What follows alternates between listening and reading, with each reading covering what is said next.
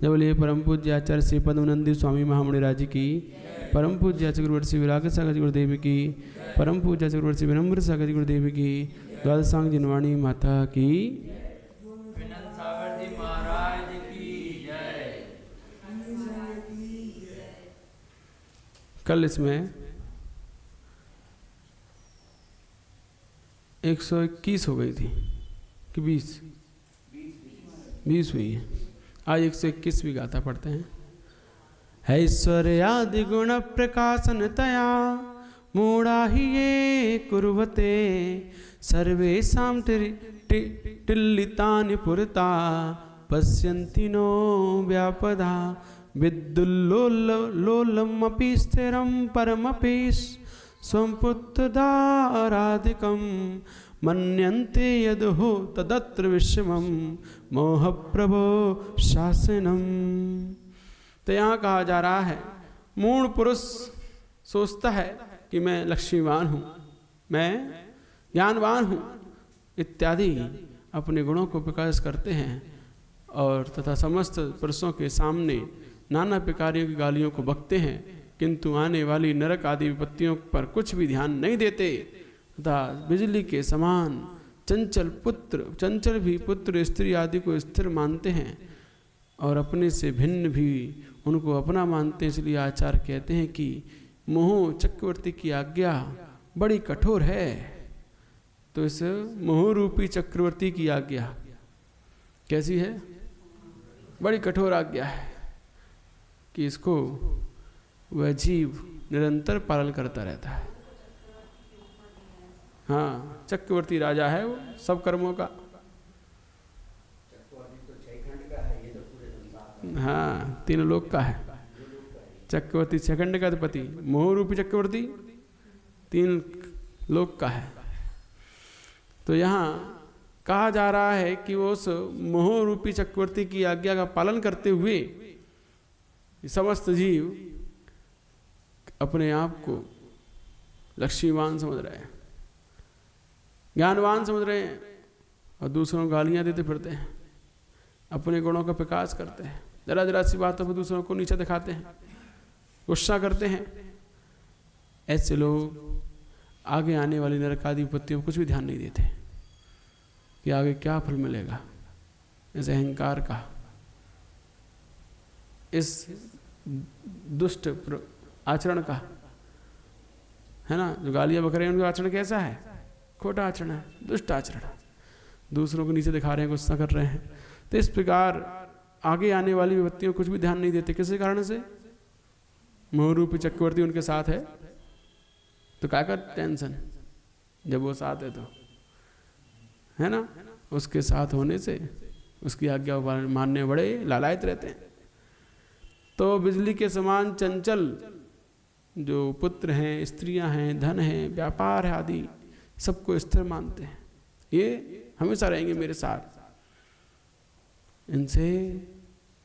इनको लेकर चलना है मुझे, इनके लिए जीना है, सब कुछ उनको स्थिर मानकर उन्हीं में लगे रहते हैं और अपने से भिन्न उनको अपना मानते हैं। शरीर भी अपने से भिन्न है, इसके सगे संबंधी भी अपने से भिन्न है, फिर भी इनको अपना मानते हैं। ये बड़े आश्चर्य की बात है कि हर जीव उस मोह रूपी चक्रवर्ती की आज्ञा पालन बड़ी कठोरता से करता है। उसकी आज्ञा बड़ी कठोर है, इसीलिए पालन करनी पड़ती है। नहीं करे तो क्या होता है फिर? चक्रवर्ती की आज्ञा पालन ना हो तो बाकी के चक्रवर्ती के सेवक हैं वो नहीं छोड़ेंगे। ऐसे दुष्ट हैं ये। जो व्यक्ति जरा से इस मोहरूपी चक्रवर्ती की आज्ञा को उल्लंघन करता है, अपने जीवन में वैराग संयम की ओर कदम बढ़ाता है, बाकी के जो मोहरूपी चक्रवर्ती की आज्ञा मानने वाले लोग हैं, सगे संबंधी, ऐसे टूट पड़ते हैं उसके ऊपर कि तुमने आज्ञा भंग कैसे की, मोहरूपी चक्रवर्ती की आज्ञा भंग कैसे कर दी, कैसे तुमने ये कदम उठा लिया। टूट पड़ेंगे विकराल राक्षसों की तरह। वो अब मौसी के आ रहे हैं, वो फूफा के आ रहे हैं, वो दादी के आ रहे हैं, जाने के नानी के आ रहे हैं, कहाँ कहाँ से लोग समझाने आएंगे, क्या कर रहे हो जी, तुम क्या कर रहे हो। ऐसे जरा सी आज्ञा को उल्लंघन तो करके देखो, कैसे टूट पड़ते हैं समाज वाले, परिवार वाले, क्या कर रहे हो, क्या कर रहे हो। तो उसका साम्राज्य इतना हैवी है, इतना भारी है कि ना चाहते हुए भी लोगों को फंसना पड़ता है उसमें। अब क्या करें, हर कोई परेशान कर रहा है, हर कोई परेशान कर रहा है, कोई नहीं छोड़ रहा। तो उसी को आ रहे घर पे ठीक है, चलो कहीं नहीं जा रहे, तुम लोग सुख रहो, सुख से रहो, हमारी क्यों सुनेंगे, बस पड़े रह गए वहीं पे, फंस गए जाल में। जाल फैलाया मोहियों ने, चिड़िया फंस गई, उड़ नहीं पाई, जो उड़ने जा रही थी नहीं फंस पाई, उड़ नहीं पाई, फंस गई। तो ऐसा ही होता है। तो जरा सा वो उल्लंघन करने का सोचे तो विचार तो बनाए इस मोह की आज्ञा का उल्लंघन करने की। जो आज्ञा पालन करने वाले हैं वो इस प्रकार से दबोचते हैं उसे कि वो उड़ ना पाए दोबारा से, बैठ जाए वहीं की वहीं, ज़्यादा उछल रहा है था। क्योंकि हम जहाँ हैं वहीं तुम्हें रहना होगा, हम नहीं बढ़ पाए तुम कैसे बढ़ पाओगे। तो ऐसे लोग सदैव पर को हिरास करते हैं केकड़े की तरह। तो ये मोह रूपी चक्रवर्ती है, इसकी आज्ञा में तीनों लोग हैं, और जो नहीं मानता है वो तीन लोग के आदमी उसके पीछे पड़ जाते हैं। ये कैसे तुम आज्ञा का उल्लंघन कर रहे हो, क्योंकि ये सब उसी के नौकर चाकर हैं। तो उसके नौकर चाकर टूट पड़ते हैं, जबकि जो इन नौकर चाकर को ध्यान नहीं देता है वही आगे बढ़ पाता है, और जो इनके ध्यान में, इनके जाल में फंस जाता है, फंसा रह जाता है, फंसा रह जाता है। इसीलिए समझो बात को कि अपने जीवन में इस मोह को चक्रवर्ती की आज्ञा पालन करना जरूरी है या अपनी सुनना जरूरी है। लेकिन वो अपनी आज्ञा पालन करवा के ही रहता है, बहुत कठोर आज्ञा देता है उसको। तुम नहीं मानोगे, तुम्हारे सगे संबंधियों से करवाएगा, लेकिन तुमसे पालन जरूर करवाएगा, छोड़ेगा नहीं। और सगे संबंधियों को भी तुमने डांट लिया तो ही आगे बढ़ पाओगे, नहीं तो फंस जाओगे। पर को अपना मानना तथा चंचल को स्थिर मानना और मत होकर व्यर्थ नाना प्रकार खराब चेष्टा करना मोह के उदय से ही होता है। इसलिए उत्तम पुरुषों को मोह के नाश करने के लिए अवश्य प्रयत्न करना चाहिए। तो पर को अपना मानते हैं, जो चंचल हैं उनको स्थिर मानते हैं, और पागल होकर व्यर्थ नाना प्रकार की क्रियाओं में लगे रहते हैं, वो सब मोह के कारण से ही होता है। इसलिए अपने आप को मोह से बचाओ, नहीं तो अपने जीवन में कभी भी आप उत्तम ज्ञान को प्राप्त नहीं कर पाओगे। आगे कह रहे हैं, क्वायामः किं कुर्मः कथमीय सुखम किं च भविता कुतो लभ्या लक्ष्मी क इह निरपति सेव्यत इति विकल्पानां जालं जड़यति मना पश्यत सताम् अपि ज्ञातार्थानां मियमहदहो मोह चरितम्। यहाँ कह रहे हैं क्वायामः, कहाँ जाएं हम, किम कुर्मः, क्या करें, कथमति सुखम, कैसे सुख हो, किम चा भविता, किस रीति से, कुतो लक्ष्म्या लभ्या, लक्ष्मी मिले किस रीति से, लक्ष्मी का लाभ हो, का ये नरपति सेव्यते, किस राजा की सेव्या से टहल करें, इत्यादि नाना प्रकार के विकल्पों के समूह संसार में प्राणियों के उत्पन्न होते रहते हैं, तथा भले प्रकार वस्तु के स्वरूप को जानने वाले भी मनुष्यों के मन को जड़ बना देते हैं। यह प्रत्यक्ष गोचर है। इसीलिए ग्रंथकार कहते हैं मोह का चरित्र बड़ा आश्चर्यकारी है, बड़ा आश्चर्यकारी। मोह के उदय से मनुष्यों को नाना प्रकार के नहीं करने योग्य भी काम करने पड़ते हैं। इसलिए सबसे पहले मोह से मोह अवश्य तोड़ना चाहिए। मोह से क्या तोड़ना है, मोह नहीं तो वैराग्य से वैराग्य हो जाता है। यदि मोह से मोह नहीं तोड़ा तो वैराग्य से क्या हो जाएगा, वैराग्य हो जाए। संसार से वैराग्य नहीं, वैराग्य से ही वैराग्य हो जाता है प्राणियों को, यदि मोह से मोह नहीं तोड़ते तो, है ना? एलसीएन जी सही है ना? वैराग्य से वैराग्य किसे हो रहा है? हैं? वैराग्य से वैराग्य कि वैराग्य से वैराग्य?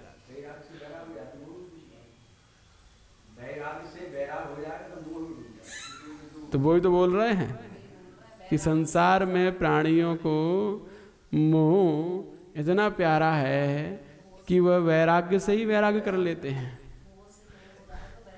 मोह से वैराग्य नहीं होता उन्हें, मोह से वैराग्य नहीं, वैराग्य से वैराग्य हो जाता है। ये नहीं चाहिए, इसकी आवश्यकता नहीं है, वैसे ही जायज ठीक है। तो इसीलिए मोह को अवश्य तोड़ो, अन्यथा मोह डुबा देगा। कहते हैं कहाँ जाएं, क्या करें, कैसे सुख हो, किस रीति से मिले, किस राय सेवा करें आदि बहुत सारे विकल्प दिमाग में आते हैं, लेकिन भले प्रकार वस्तु को जानने वाले मनुष्यों को भी जड़ बना देते हैं, है ना? ये सारे के सारे विकल्प जो भले प्रकार के मनुष्य हैं, जो तत्वों को जान रहे हैं, उनके मन को भी ये सारे विकल्प जड़ बना देते हैं। ये प्रत्यक्ष गोचर है। इसीलिए ग्रंथकार ने मोह का चरित्र बड़ा आश्चर्य कहा है कि वह सब कुछ जानने वालों के जीवन में भी उस लक्ष्मी के प्रति इतना राग जगा देता है कि उसके लिए सारे के सारा ज्ञान जड़ हो जाता है। उस लक्ष्मी को पाने के लिए क्या करें, कैसे जाएं, कहाँ रहें, किस राय की सेवा करें आदि आदि, बस किस रीति से लक्ष्मी मिले जो बताओ बस। तो उस लक्ष्मी के चक्कर में सारा का सारा ज्ञान जड़ हो जाता है, कोई काम नहीं होता। तो उस लक्ष्मी के प्रति मोह बड़ा विचित्र संसार में डुबाने वाला होता है। इसीलिए मोह से मोह अवश्य छोड़ो, नहीं तो वैराग्य से वैराग्य निश्चित है। आगे पढ़ते हैं। वियाय वियाय व्यामोहम धन सदंतन वादि विषय क्रुद्धम तत्तूणम किमपि निज कार्यम बत बुधा नयेदम जन्म प्रवति सुनत्वादि घटना पुनः स्यान्नस्याद्वा किम पर बचोडंबर सतई। तो यहाँ कहा जा रहा है, आचार्य उपदेश देते हैं कि अरे बुद्धिमानो, विशेष कहाँ तक कहें, शीघ्र स्त्री पुत्र धन घर आदि पदार्थों से मोह छोड़कर ऐसा कोई काम करो जिसको पाकर तुमको फिर जन्म न धारण करना पड़े। क्योंकि नहीं मालूम फिर उत्तम को जिन धर्म का शरण निर्गंत गुरु का उपदेश आदि मिले या नहीं मिले। समझो समझो, कितनी गहराई वाली बात कही है। समझ जाओ, चेत जाओ समय रहते हुए कि बुद्धिमानों से कहा जा रहा है, मूर्ख से तो कह ही नहीं सकते, मूर्ख को तो समझा ही नहीं सकते हैं। मूर्खों के लिए नहीं लिखा गया है, बुद्धिमानों के लिए लिखा गया है। तो आचार्य कह रहे हैं कि तो समझ में कहाँ आ रही है, आ रही समझ में। फिर तो अरे बुद्धिमानो, विशेष कहाँ तक कहें, कहाँ तक कहें बताओ, कब तक कहें। कहते कहते थक गए तो समझ में नहीं आ रही। कहाँ तक कहें कि शीघ्र स्त्री पुत्र धन घर आदि पदार्थों को छोड़कर मोह छोड़कर ऐसा कोई काम करो जिससे तुम्हें फिर जन्म धारण करने पड़े। क्योंकि ना मालूम फिर ये उत्तम कुल जिन धर्म का शरण निर्गंध गुरु उपदेश मिले ना मिले, कहाँ भटकना पड़े। आज मिला है, सदुपयोग कर लो, समझ जाओ, नहीं तो फिर बाद में पछताओ। जिस चौराहे पर चिंतामणि रत्न की प्राप्ति दुर्लभ है, उसी प्रकार मनुष्य जन्म तथा जिन धर्म की शरण आदि मिलना दुर्लभ है। इसलिए ऐसी अवस्था को पाकर ऐसा काम करना चाहिए जिससे तुमको पंच प्रावर्तन रूप संसार में परिवर्तन ना करना पड़े। नहीं तो हाथ मलते रह जाओगे, कुछ नहीं पाओगे, कुछ नहीं मिलेगा। है ना। तो विचार करो, ये कह रही जब सब जो कुछ होता है यही होता है, घर पे आके सब वैसा ही। कारण क्या है उसका?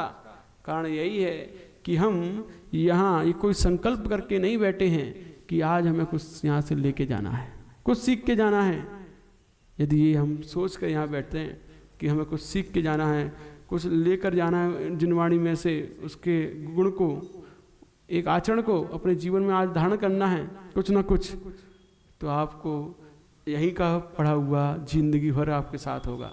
लेकिन कभी ऐसा सोच के बैठते ही नहीं है कि आज हमें कुछ ग्रहण करना है, कुछ लेके जाना है, अपने जीवन के लिए कुछ प्राप्त करना है। सोचते ही नहीं है, सोचते नहीं हैं। तो यहीं पढ़ा, यहीं सुना, यहीं छोड़ गए, क्योंकि हमने ऐसा अपने जीवन में विकल्प किया ही नहीं कि मुझे कुछ प्राप्त करना है, आज कुछ सीखना है। नहीं सोचा, नहीं सोचा तो वही का वही है, जिनवाणी में लिखा है, जिनवाणी तक ही सीमित रह गया।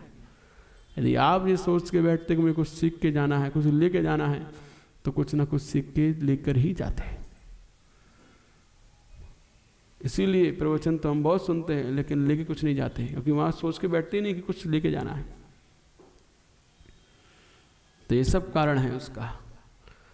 तो इसीलिए समझ जाओ, हे बुद्धिमानो, स्त्री पुत्र धन मकान के चक्कर में मत पड़े रहो, है ना।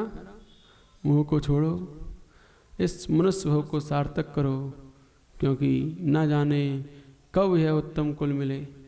अरे उत्तम कुल भी मिल गया तो जिन धर्म की शरण मिले, वरना ऐसे भी बहुत से जैन हैं जो कभी मंदिर भी नहीं आते, बहुत हैं ऐसे। तो उन्हें कुल तो मिल गया लेकिन जिन धर्म की शरण नहीं मिली, मंदिर ही नहीं आते, तो गुरुओं के उपदेश ही नहीं मिलते। तो निर्गंथुर का उपदेश, जिनवाणी की पढ़ने की प्रति रुचि और उसको समझने की बुद्धि, सब दुर्लभ से दुर्लभ चीज़ें हमें आज प्राप्त हैं, न जाने कब प्राप्त होंगी पुनः। इसीलिए समझ जाओ, चेत जाओ, नहीं तो फिर हाथ मलते रह जाओगे, कुछ भी नहीं मिलेगा। बाद में रोओगे, पछताओगे, काश बात मान ली होती तो आज यहाँ ना होते। हुनार की जीव जब नरक में पहुँच जाता है तो अवधि ज्ञान लगाता है, कैसे आया मैं यहाँ, क्या किया था मैंने। तब वो अवधि ज्ञान जानता है, ओहो मैंने पूर्व में ऐसे ऐसे कार्य किया, व्रती रहा, व्रत नहीं लिए, खोटे कर्म करता रहा, क्रोध मान माया लोभ कसाय में चलता रहा, उसके कारण से आज नरक में हूँ। फिर पछताता है कि बताओ, इतना श्रेष्ठ जैन कुल पाने के बावजूद भी मैं व्रती रहा, मैंने अपनी कसायों को समन नहीं कर पाया, जीत नहीं पाया, तो आज यहाँ आया, रोता है। तो इसीलिए बाद में रोना ना पड़े, पछताना ना पड़े, समझ जाओ। वो वाली गाता है नहीं है 6 डाला में, लास्ट में कहते हैं, जबलोन रोग जरा गहे तबलो जटत निज हित करो।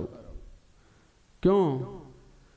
आयु जम मुख बीच में, आयु अमराज के मुख के बीच में है, पता नहीं कब ग्रास बन जाए उसका। इसीलिए जब लो ना रोग जरा गए, कि बुढ़ापा नहीं आ रहा है, रोग नहीं है ना, उससे पहले तब लो निज झटत, झट से निज हित करो, ये बुद्धिमत्ता है। नहीं तो बुढ़ापा आ गया, बीमार हो गए, कुछ नहीं कर पाओगे, रोते रहोगे, अरे हम ऐसे हो गए, अब कुछ करने लायक नहीं बचे। ये स्थिति है, हमसे होता ही नहीं है, बनता ही नहीं है, बैठा ही नहीं जाता है, पालती मार के बैठ ही नहीं पाते हैं, ये स्थिति बनेगी।